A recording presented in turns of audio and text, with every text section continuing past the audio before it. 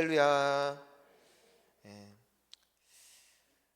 오늘 고린도후서 이제 7월 달이 시작되어지면서 고린도후서는 어떤 서신서냐, 어떤 편지냐, 왜 쓰여졌냐, 이 부분에 대하여 함께 간략하게 나눔으로써 여러분 한 달 동안, 이번 7월 달 동안에 여러분 큐티 본문이 시편 조금 섞여 있지만 대부분 고린도 후서인데, 이 고린도 후서를 읽고 또 묵상하는 가운데 하나님의 영광과 지혜가 여러분들을 온전케 세우시기를 주님의 이름으로 축복합니다.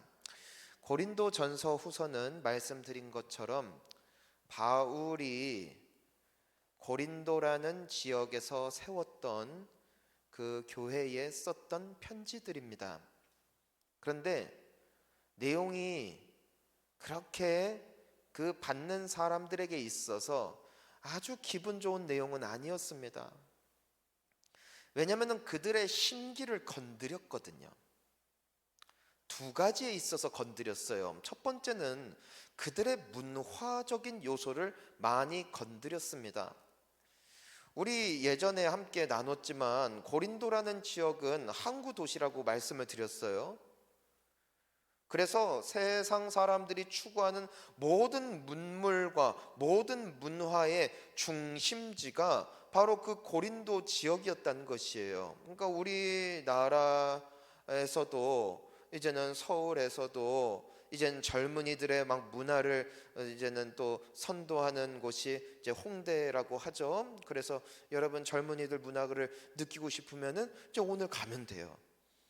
저녁에 가서 걔네들은 잠도 안 자니까 같이 하면은 세상이 이렇게 돌아가는구나라는 것을 알 수 있죠. 이 고린도라는 지역이 그런 지역이었다는 것입니다.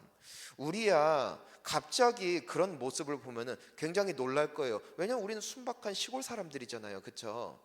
기분 나쁘세요? 여기 우리 좀 그래도 서울에 있는 사람들보다는 조금 더 그래도 착하다기보다도 좀 순진한 부분이 있는 것 같아요. 그래도 아직까지는 정이 있고 그래도 사람 사는 맛이 나는 서산을 저는 너무너무 사랑해요. 여러분도 사랑하시죠? 억지로 온 분 없죠? 웃죠, 그냥. 그런데 이 고린도에 있는 사람들은 때문에 그런 유흥문화, 성적인 문화, 그들에겐 너무나 자연스러운 문화인 거예요.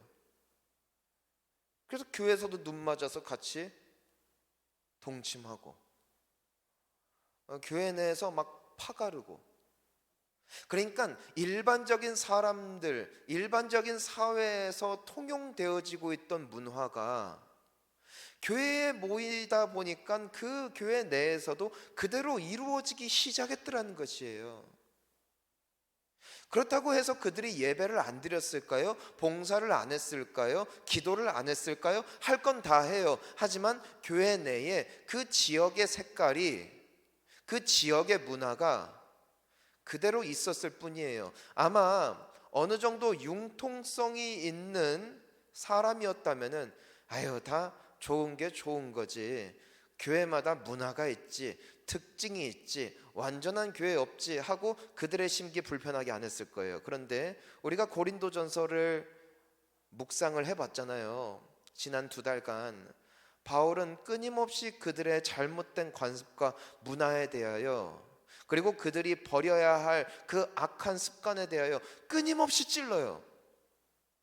여러분, 사람이 그냥 괜찮습니다, 복 받으세요, 그래도 주님이 이해하실 겁니다 하면은 그거 가지고 싫어할 사람이 누가 있겠습니까?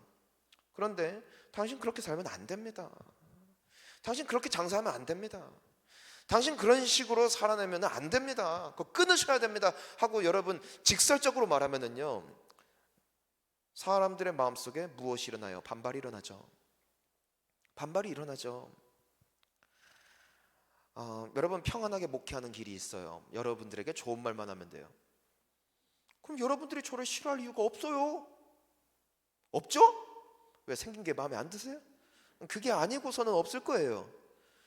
그런데 제가 여러분들에 대하여, 우리 성도님들에 대하여 알고 있는 그 민낯을 낱낱이 다 드러내면서 그것에 대하여 정확하게 꼬집기 시작하면은요, 아마 여기에 여러분들 제 적들 많아질 겁니다.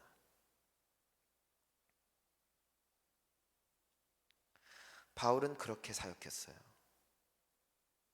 하나님의 교회가 거룩하게 되어지고 성도들이, 하나님의 자녀라 일컬음을 받는 자들이 여전히 세상과 손잡고 있는 모습을 도저히 그는 볼 수가 없었어요. 왜? 그는 성령의 사람이었기 때문입니다. 여러분, 하나님의 영이 함께하는 사람은요, 거짓과 타협할 수가 없습니다. 진리를 사랑합니다. 사람들의 인정과 박수를 바라지 아니하고 하나님의 인정과 박수를 바라는 자들, 그들이 성령의 사람입니다. 그러니까 바울은 뜨거운 사람이에요. 때문에 교회가 그렇게 세상 속에서 변질되어져 있는 모습을 차마 볼 수 없었기 때문에 그는 고린도 교회를 개척한 이후 2년 동안 사역하면서도 끊임없이 그들을 권면했고, 또 고린도에서 다른 지역으로 이동한 뒤에도 끊임없이 그들에 대한 소식을 듣게 되어지면서 썼던 편지가 바로 고린도 전서였다는 것입니다. 그래서 그들에게서 들려오는 그런 세상적인 습관들, 여전히 끊지 못하는 불신들, 여전히 세상을 사랑하는 모습들을 낱낱이 쓰니까 얼마나 찔리기도 하고 또 화도 나고. 하지만 두 종류의 성도들이 있었다는 것이에요. 그것을 듣고 회개한 자들과 또 반대로 그 말을 듣고 반발하여 바울에 대하여 혐오하고 그리고 험담하고 그 사람에 대하여 좋지 않은 소문을 뿌리는 사람들이 있었다는 것인데, 자, 고린도 교회는 어떤 교회였을까? 자, 대부분이 그 편지를 받고 회개를 했을까요? 아니면은 분노해서 험담했을까요? 1번 회개했다, 2번 들고 일어났다. 몇 번일까요? 여러분이라면 뭐라 했겠어요? 자, 1번 손 들어보세요. 아이고, 양심도 없지. 자, 아니에요. 이런 분들이 있어요. 자, 화가 났을 것이다. 2번. 네, 화가 났겠죠. 제가 이 교회에 얼마 못 붙어 있겠군요. 네.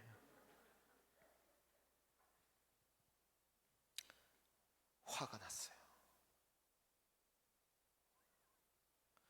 얼마나 화가 났는지 정말로 악담을 퍼부었어요. 고린도전서 이 마지막 장인 16장을 보면은 이 고린도전서를 디모데를 통해 보냈어요. 그런데 이 디모데는 강성일까요? 사람이 아니면은 여리여리할까요? 여리여리해요. 아주 조금만 스트레스 받으면은 아주 그냥 속이 뒤틀리는 사람 있잖아요. 예민해가지고. 그래서 오죽하면은 바울이 디모데한테 편지 쓸 때 너 가끔 너 위를 위해서 포도주 마셔라. 어떤 분들은 그것만 보고 막 마셔요. 성경이 허락했다면서. 그게 아니라 이 디모데가 너무 사람이 속이 여리고 막 누가 한마디만 하면은 막 그것 때문에 심장이 두근두근하고 막 소화도 안 되고 이런 사람이기 때문에 좀 너 건강 위해서 좀 혈색 돌라고 좀 한 잔씩 마셔라 그건데, 아이고 참 그걸 또 잘못 본 분들이 있어요. 디모데가 그 바울이 맘먹고 쓴 편지를 전해줄 때 바울은 이거 보고 그 사람들 정말 정신 차리라고 꼭 신신당부해라 했는데, 이 디모데가 주면서 권면하면서도 사람이 막 바짝 긴장한 거예요. 근데 사람이 일단 긴장하고 들어가면은 만만하잖아요. 그런데 그 편지를 전달해준 디모데가 앞에서 제대로 말도 못하고 막 겁을 먹고 그러니까 이 사람들이 오히려 거기에 더 악이 받쳐가지고선 아주 들고 일어났어요. 그래서 이 디모데가 아주 그 소식을 들고 바울에게 오죠. 바울을 만났을 때 바울이 사람들, 성도님들 반응이 좀 어떠냐? 그 편지들 다 읽었냐? 읽어줬냐? 어떻게 그 사람들 지금 하나님께서 역사하시더냐? 했더니 디모데가 아이고 바울 선생님 큰일 나슈 그랬어. 큰일 나슈. 아주 그냥 성도들이 아주 그냥 난리가 났습니다. 와, 사도 바울도 이렇게 고생했어요. 근데 바울은 성도들을 사랑하잖아요. 아니, 살라고 한 말인데 성도들은 싫어하는 거예요. 불편한 거예요. 우린 그런 놈 필요 없다 한 거예요. 그러니까 이 바울의 마음이 무너지는 거예요. 그래서 어떻게든 수습하려고 고린도후서 2장 1절을 보면은요, 이 바울이 원래 에베소라는 지역에 있다가 고린도로 가요. 그 소식 듣고 사람들이 반발할 것을 알면서도 어떻게든 하나님의 교회를 내가 살려야 된다, 이 성도들을 도와줘야 된다 하고 고린도에 갔는데, 와, 성도들이 다 마귀가 됐어요. 그 교회를 개척한 바울 목사님, 그들을 위하여 사랑과 위로와 권면과 눈물로 아낌없이 사역했던 그 목사님이 오자마자 막 손가락질하고 막 아주 그냥 욕을 하고 당신 같은 인간 필요 없다고 하고 아주 그냥 어려운 시간을 겪게 됩니다. 그래서 그들에게 권면 한마디 제대로 못하고 그냥 다시 에베소로 돌아와요. 아마 제가 바울 목사님 같은 상황이었으면요, 저는 그날로 끊어요. 그 교회 얼마나 속이 상하겠어요. 그런데요, 이 바울이 그 찰나의 시간 동안에 주동자들을 파악하게 됐어요. 와, 여러분, 주동자들을 조심해야 돼요. 이 이스라엘 백성들이 광야에서 방황하다가 하나님께서 약속하신 땅에 들어갈 때 즈음에 12명의 정탐꾼들을 보내잖아요. 각 12지파의 대표들이 간 거니까 가장 영성 있고 존경받는 사람들이 갔던 거예요. 그런데 그 10사람의 악평이 200만의 이스라엘 백성들의 마음을 완전히 무너뜨리죠. 그들의 보고가 성도들의 믿음과 성도들의 그 싸울 수 있다라는 자신감을 다 허물어뜨리고, 오히려 하나님의 편에 서서 우리가 하나님이 우리를 기뻐하시면은 저들은 우리의 밥이다, 우리가 저들을 차지할 것이다 말하는 그 목소리를 완전히 압살해 버리죠. 사람들의 주동이 진리를 덮어버리는 거예요. 서산 본향교회 성도님들, 속지 않는 우리가 되기를 축복합니다. 교회를 비방하고 성도들을 비방하는 사람들은 멀리하세요. 조심하세요. 그냥 저 집사는 어떻고, 저 권사는 뭐 어떻고, 뭐 저 장로는 어떻고, 저 목사는 어떻고 말하면은요, 여러분, 세상에서 제일 재밌는 말이 험담이에요. 남 얘기하면 너무너무 재밌어요. 그리고 그 마음이 합해요. 그러면 끝이에요. 몇몇 무리들이 아주 교회를 주동해서 아주 그냥 선동을 해가지고 난리가 났죠. 그러니까 바울이 너무너무 속상해서 고린도 전서를 쓴 다음에 이 반대자들, 이 선동하는 사람들을 징계해야 된다, 이 사람들을 그냥 놔두면 당신들 정말 큰일 납니다. 교회 망합니다. 라는 눈물의 편지를 쓰는데 이 편지는 오늘날 남아있지 않아요. 고린도 전서와 후서 사이에 쓰여진 하나의 편지가 더 있는데 그 편지가 디도라는 동역자를 통하여 다시 한번 그 고린도 교회에 전달이 됩니다. 왜냐하면 바울이 가면은 난리가 나니까 이젠 그래도 성도들이 품고 그래도 성도들이 보기에 괜찮은 목회자로 평이 돼 있는 동역자 디도를 통해서 다시 그 편지를 보내게 되어지죠. 여러분, 이때 바울이 얼마나 노심초사했을까, 얼마나 기도했을까. 근데 이 디도라는 목사님은 디모데 목사님과는 좀 다른 것 같아요.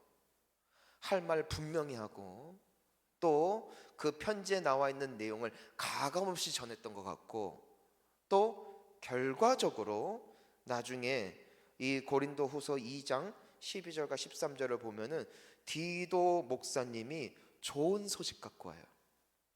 와, 바울 목사님, 성도들이 회개하기 시작했습니다. 하나님의 역사가 나타나기 시작했습니다. 이 기쁜 소식을 들고 와요. 바울이 너무 좋아해요. 그래서 우리가 아까 7장 말씀을 읽었잖아요. 그게 디도의 소식을 듣고 난 뒤에 바울의 반응입니다. 너무 잘했다. 내가 처음 편지를 썼을 때, 그 눈물의 편지를 썼을 때 혹여나 너희들의 마음 가운데 또 아픔을 줬을까 봐 노심초사했지만 그것을 듣고 회개했으니 이것이야말로 정말 잘된 일이다. 아주 춤을 추며 기뻐해요. 춤을 추며.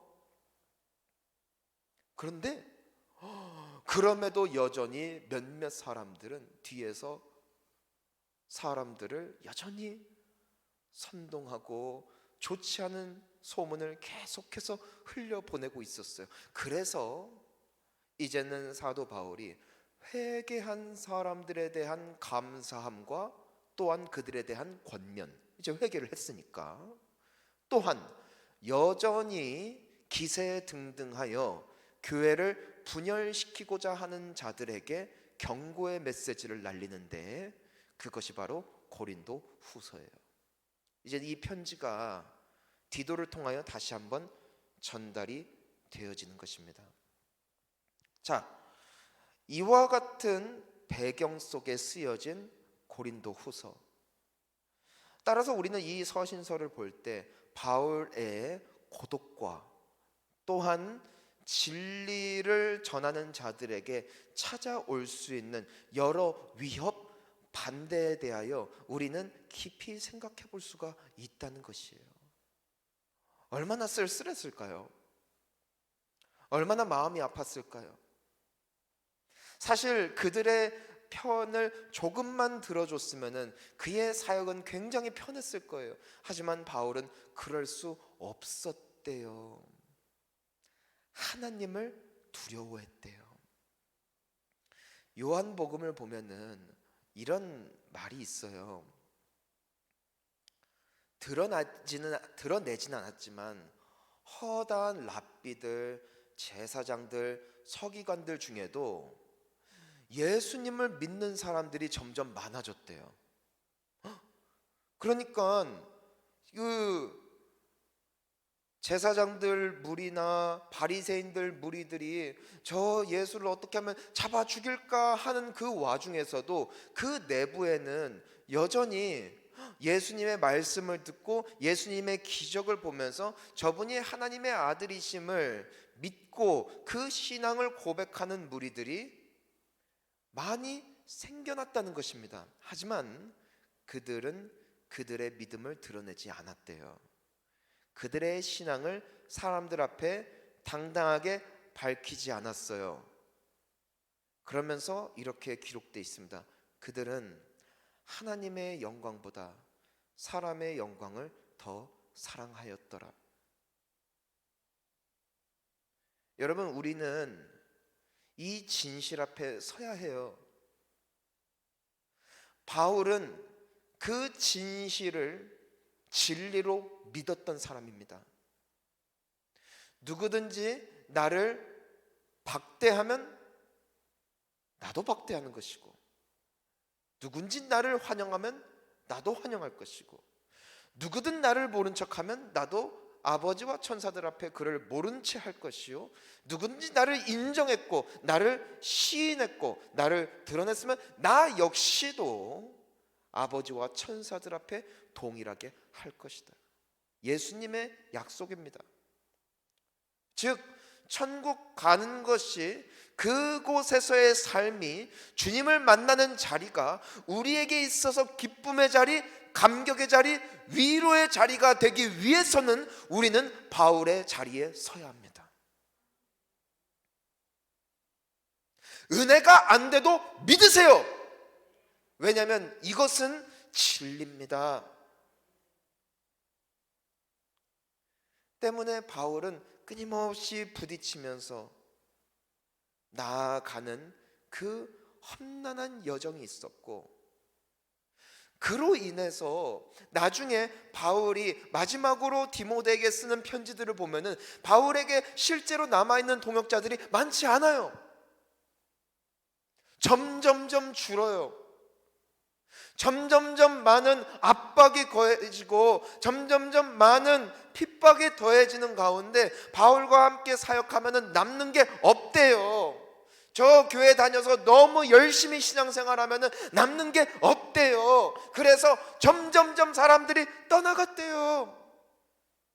예수님께서 기적을 베푸시고, 예수님께서 죽은 자도 살리고 병든 자도 고치고 귀신도 쫓아내고 하나님의 그 살아있는 정말 축복의 말씀을 전하실 때에 정말 온 동네가 들썩였어요. 예수님 보려고, 예수님 따라가고 싶다고, 당신의 제자 되고 싶다고, 나 제자 잡아달라고, 나도 그 행렬에 끼게 해달라고 붙는 사람들이 얼마나 많았나 몰라요. 하지만 예수님께서 그분의 사역 중반기가 넘어가면서 나는 죽기 위해 왔고, 나는 십자가를 지기 위해 왔고, 나는 죽을 것이다, 나는 너희들이 생각하는 정치적인 그 구원자가 아니라 이 나라를 정말 힘과 권력으로 다시 쟁취하기 위해 온 것이 아니라 나는 십자가에 죽기 위해서 왔고, 여기 있는 모든 인류들, 너희들이 싫어하는 로마 사람들, 이방인들까지도 구원하기 위하여 나는 이 땅에 왔다, 나는 죽기 위해 왔다 했을 때 사람들이 어떻게 해요? 이 말은 듣기 어려우니 누가 이것을 감당할 수 있으리요? 하고 그 후로 예수님을 다 떠났대요. 12명의 제자들만 예수님 옆에서 멀뚱멀뚱 보고 있죠. 그들도 아마 제자들이 아니었으면 도망갔을 거예요. 하지만 의리가 있으니까 남아있는 거예요. 예수님이 말씀하시죠. 너희도 나를 떠나려느냐? 베드로가 뭐라고 고백합니까? 생명의 말씀이 여기 계심에 우리가 어디로 가오리까? 끝까지 함께 하겠다고 맹세하죠. 여러분, 그들만 남는 거예요. 예수님을 사랑하고 하나님의 영광을 사랑하는 자들만이 끝까지 살아남습니다. 어떠한 압박과 협박과 질병이 온다 할지라도 끝까지 남아 하나님을 예배하고 하나님의 편에 서서 살아내는 그루터기와 같은 그 사람들, 지금도 주님이 찾고 계십니다.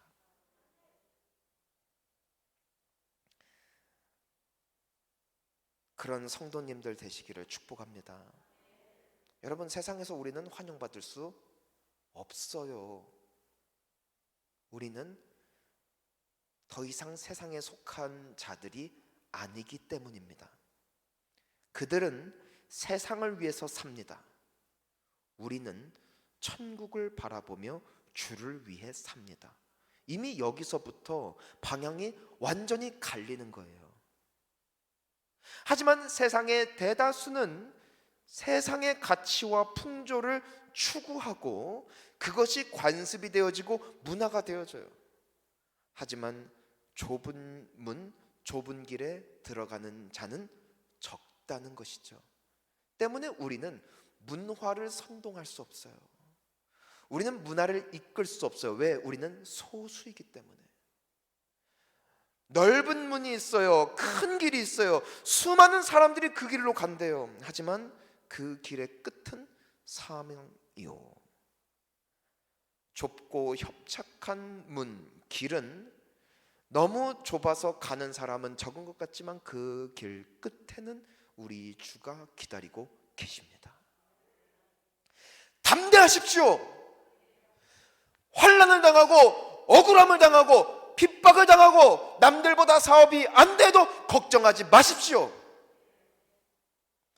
최후의 웃을 자는 주님 편에 선 사람들이기 때문입니다. 어차피 곧 죽을 건데 기왕 믿을 거 잘 믿고 제대로 주님 만나야죠. 그것이 바울의 사역이었고 우리가 고린도 후서를 통하여 묵상해야 할 진리인 것이죠. 고린도 후서는 총 13장으로 되어 있습니다. 처음 1장에서 2장은 그가 원래 고린도에 가려다가 계획을 변경했음을 말해요. 성도들을 위해. 그리고 3장에서 6장까지는 그의 사도직을 끊임없이 설명합니다. 여러분, 사도 바울은 지식도 있고 지혜도 있고 열심도 있고 뜨거움도 있고 다 있어요. 다 있는데 한 가지 결격 사유가 있어요. 그것이 그의 발목을 평생 잡죠. 그것이 바로 사도직이에요. 여러분, 그 예수님께서 12제자들을 세우셨어요. 그렇죠? 그 중에 한 사람은 목매에 죽었죠. 그리고 그 자리를 제비 뽑아 한 사람을 대신하는데 그 사람의 이름이 뭐였어요? 마띠아예요. 그렇죠? 그들이 12사도입니다. 바울은 나중에 예수님을 만나 예수님께서 따로 영적으로 개인적인 콜을 하신 것이지 대외적인 명분은 없는 사도직이 바울의 사도직입니다. 명백히 말해서 교회에서 바울의 사도됨을 인정하지 않았어요. 왜요? 그들은 예수님의 제자가 아니었기 때문이죠. 그러니까 그가 사역을 할 때 굉장히 이것이 방해가 됐습니다. 사람들은 끊임없이 그것을 걸고 넘어졌어요. 그래서 여러분, 그 바울 서신서를 보면은 그가 특별히 자신의 사도됨에 대해서 끊임없이 어필해요.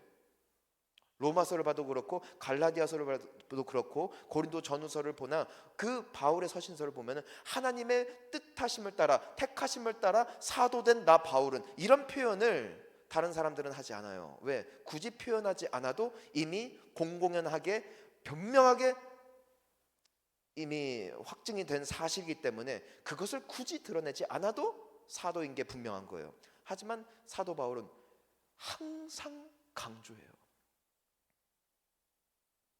성경 보면 그렇잖아요. 왜냐하면은 사람들이 그렇게도 인정을 안 했어요. 이와 같은 약함이 그의 사역에 있어서 큰 걸림돌이 되었지만 그가 가장 약할 때에 가장 강함이 되어졌음은 그가 주님을 의지했기 때문이죠. 그가 만약에 사도직까지도 탄탄했다면 그는 100% 타락합니다. 때문에 하나님은 그에게 약함을 주시죠. 그리고 그 과정을 통하여 주님만 붙잡고 의지하며 살게끔 함으로써 바울은 끝까지 아름답게 사명을 감당케 되어진 줄 믿습니다. 그래서 6장까지 보면은 계속 사도직에 대해서 말하고요. 7장은 아까 말씀드린 것처럼 와, 너희들이 회개한 거 들었다, 위로받았다, 너무너무 고맙다, 감사의 표현을 합니다. 그러면서 8장과 9장에는 다시 우리가 함께 연보를 모아 헌금을 모아 선교하자 이렇게 권면하는 장이 8장에서 9장이고요. 10장부터 12장은 바울을 반대하는 세력들에게 다시금 사도직을 변호하며 그들에게 일침을 가합니다. 내가 반드시 고린도에 다시 갈 것인데 그때는 내가 직접 너희들을 다룰 것이다 해요. 내가 봤을 때 이게 먹힌 것 같아요. 나중에 바울이 이 편지를 전달하고 다시 고린도에 갔을 때에는 반대 세력들이 다 떠났어요. 교회가 평안했어요. 그리고 그곳에서 바울은 그 하나님께서 주신 평안함 속에 로마서를 집필하기 시작하죠. 그렇게 이어지는 거예요. 진리를 위하여 싸울 때는 수많은 반대가 있었지만 끝까지 주님을 의지했을 때 하나님은 평안함을 주셨고, 그 과정을 통하여 그는 인내를 배웠고 하나님을 향한 충성을 배웠고 또 성도들을 향한 깊은 사랑과 더불어 그럼에도 불구하고 끝까지 포기하지 아니하시는 하나님의 은혜를 깊이 깨닫고 체감하며 배울 수 있었기에 오늘날 우리가 가장 구원에 대하여 탁월하게 또한 우리가 사랑하며 읽는 그 로마서를 집필할 수 있게 되어졌던 것이죠. 주를 위해 사는 자는 결국엔 웃을 것입니다. 그리고 그 가치는 영원할 줄 믿습니다. 사랑하는 성도님 여러분, 내일부터 부흥회가 시작됩니다. 요즘 같은 시대에 무슨 부흥회인가? 평일에 무슨 모임인가?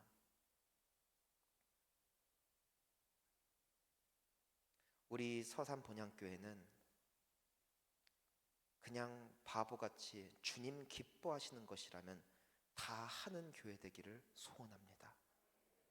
우리 귀한 성도님들 주님 앞에 그렇게 살아냄으로써 그냥 성도 말고요, 그냥 교회 말고요, 주님이 기뻐하시는 교회로 앞으로 더 아름답게 세워져 나갈 수 있기를 예수님의 이름으로 축원합니다. 우리 시간 함께 기도하시겠습니다.